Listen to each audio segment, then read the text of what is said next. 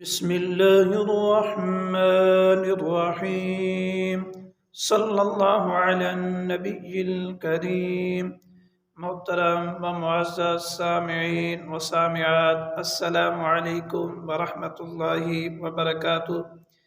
آئیے ہم آتے ہیں آج کے اپنے لیکچر کی طرف۔ آج کے ہمارے لیکچر کا عنوان ہے رحمت الہی میں غوطہ۔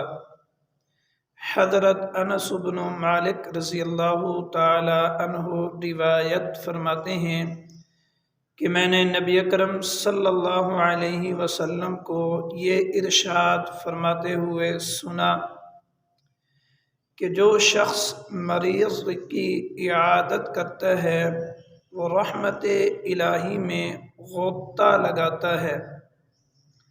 جب وہ مریض کے پاس بیٹھ جاتا ہے رحمت الہی اسے ڈھانپ لیتی ہے۔ حضرت انس بن مالک رضی اللہ تعالی عنہ فرماتے ہیں میں نے عرض کیا یا رسول اللہ، یہ فضیلت تو تندرست آدمی کی ہے کہ جو مسلمان بھائی کی عیادت کر رہا ہے، مریض کو اس پر کیا ملے گا؟ تو نبی اکرم صلی اللہ علیہ وسلم نے ارشاد فرمایا مریض کے گناہوں کو معاف کر دیا جاتا ہے۔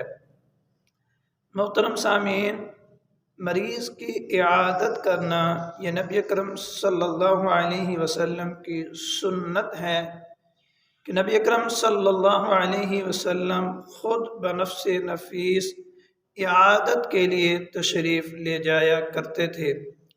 عیادت کا مطلب ہے مریض کا حال معلوم کرنا، مریض کو تسلی دینا۔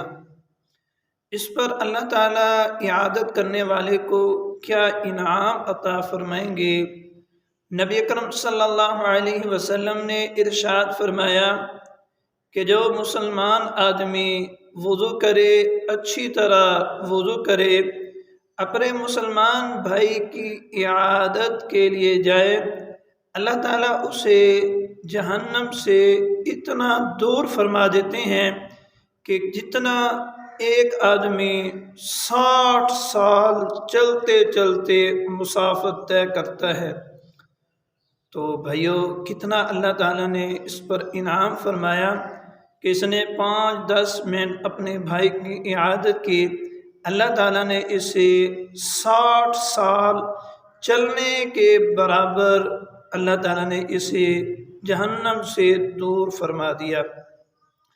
حضرت ابو ہریرہ رضی اللہ تعالی عنہ روایت فرماتے ہیں کہ نبی اکرم صلی اللہ علیہ وسلم کی روایت کے مطابق کہ جب مسلمان بھائی اپنے مسلمان بھائی کی عیادت کے لیے جاتا ہے تو آسمانوں سے ایک منادی ندا دیتا ہے تو خوش رہے، تیرا چلنا بابرکت ہو، تو نے اپنا گھر جنت میں بنا لیا۔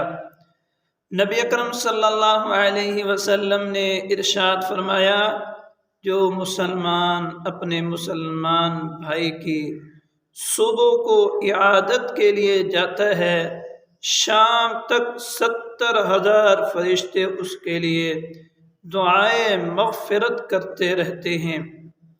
اور اگر شام کو مسلمان اپنے مسلمان بھائی کی عیادت کے لیے جاتا ہے تو 70,000 فرشتے صبح تک اس کے لیے دعائے مغفرت کرتے رہتے ہیں، اور جنت میں اسے ایک باغ عطا کیا جائے گا۔ تو میرے محترم سامعین، جب بھی ہم عیادت کے لیے جائیں تو دل کے اندر یہی خیال ہو کہ ہم اللہ کی رضا کے لیے سنت نبوی سمجھتے ہوئے اپنے مسلمان بھائی کی عیادت کے لیے جا رہے ہیں۔ امید کرتا ہوں کہ آپ ذرا اس نصیحت پر عمل کریں گے۔ والسلام۔